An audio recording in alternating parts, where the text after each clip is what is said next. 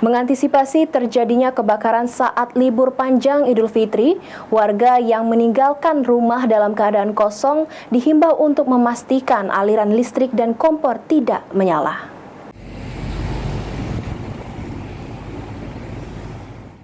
Disampaikan Kepala Dinas Damkar dan Penyelamatan Kabupaten Ogan Ilir Sunarto, memasuki libur panjang Idul Fitri 1445 Hijriah, sejumlah warga yang meninggalkan rumah dalam keadaan kosong selalu memperhatikan kondisi sambungan aliran listrik dan aliran kompor gas yang masih terpasang sehingga tidak memicu terjadinya kebakaran. Dari 16 kecamatan yang ada, Indralaya merupakan salah satu titik rawan kebakaran rumah dan kosan, dikarenakan sebagian besar warga Ogan Ilir tinggal di daerah tersebut, serta juga banyak kosan mahasiswa yang kosong.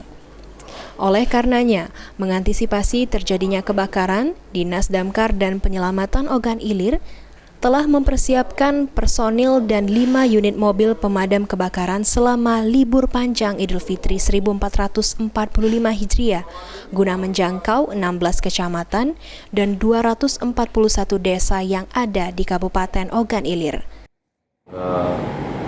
Hari Raya Idul Fitri ini tentu khususnya Damkar itu sudah mengantisipasi melalui penyiapan tenaga-tenaga redcar yang ada di seluruh desa di Kabupaten Ogan Ilir.